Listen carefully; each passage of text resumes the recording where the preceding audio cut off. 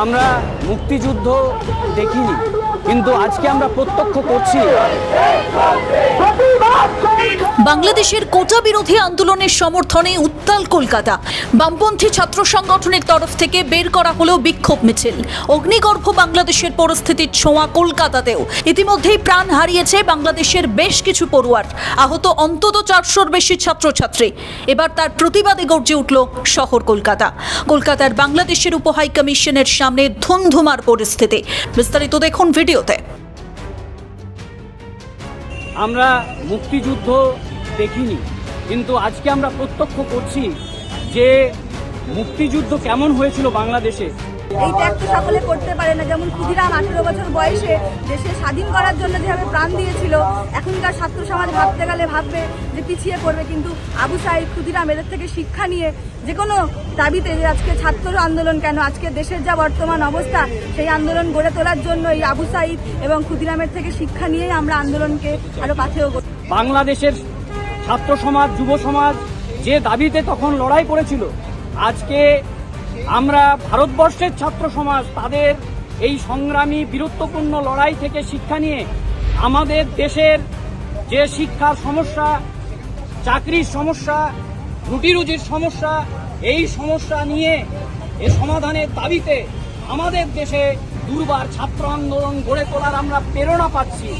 আমরা মনে করি বাংলাদেশের ছাত্র সমাজ যে গণতান্ত্রিক আন্দোলন তারা পরিচালনা করছে, তাদেরকে কুর্নিশ জানাই। শহীদ ছাত্রকে আমরা মনে রেখে আমরা আজীবন তাকে ভুলবো না, আজীবন তাকে মনে রাখবো এবং তার থেকে প্রেরণা নেব।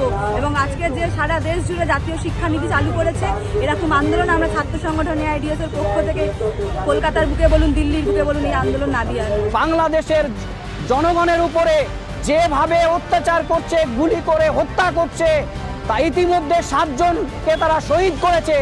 আমরা তাদের এই যে লড়াই, তারা লড়াই থেকে পিছিয়ে আসেনি। আমরা লক্ষ্য করছি ঘরের নিজের সন্তানকে মায়েরা তারা পাঠাচ্ছে আন্দোলনে। আজকে ভারতবর্ষের যারা আমরা লড়াই করি শোষিত নিপীড়িত মানুষের হয়ে, আমাদের ভারতবর্ষের ছাত্র সমাজ আমরা প্রেরণা পাচ্ছি যে আমাদের ভারতবর্ষেও গোটা দেশে আজকে এর ইম্প্যাক্ট বিশাল। ছাত্ররা আজকে রাস্তায় নামছে বাংলাদেশের এই স্বৈরাচারী আক্রমণের প্রতিবাদে। ফলে আমরা মনে করি যে গোটা দেশে, ভারতবর্ষে তথা গোটা বিশ্বের শোষিত নিপীড়িত মানুষ বাংলাদেশের এই মুক্তি আন্দোলনে, বাংলাদেশের গণতান্ত্রিক এই আন্দোলনের পাশে রয়েছে। আমরা তাদের প্রতি সম্পূর্ণ সংহতি জানাচ্ছি। পাশাপাশি ভারতবর্ষে আজকে যেভাবে বৈষম্য ভারতবর্ষেও হচ্ছে, যেভাবে শেখ হাসিনা সেই দেশের সরকার পরিচালনা করছেন, ভারতবর্ষে মোদী সরকার একইভাবে তারা সরকার পরিচালনা করছেন। ফলে আমরা মনে করি এই দুই সরকারের যে স্বার্থ, পুঁজিপতি শ্রেণীর স্বার্থেই তারা কাজ করছে। ফলে এর বিরুদ্ধে আমাদের লড়াই, আন্দোলন আমরা আরো তীব্র করব। যেভাবে বাংলাদেশের ছাত্ররা এই আন্দোলন করছে, তার থেকে আমরাও শিক্ষা নিচ্ছি।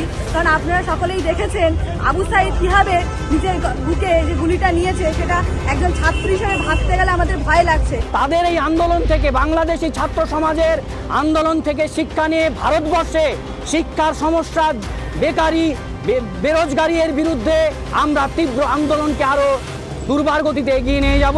এই অঙ্গীকার নিয়েই আমাদের এই আন্দোলন চলবে। আমরা গোটা ভারতবর্ষে, এমনকি সাউথ এশিয়ান যে স্টুডেন্ট অর্গানাইজেশনগুলো রয়েছে, শ্রীলঙ্কা, পাকিস্তান, মালয়েশিয়া, বিভিন্ন ছাত্র সংগঠনের সঙ্গে আমরা যোগাযোগ করছি। আমরা সাউথ এশিয়ান যে স্টুডেন্ট সলিডারিটি বানিয়ে আমরা এর বিরুদ্ধে একটা তীব্র আন্দোলন আমরা গড়ে তুলব।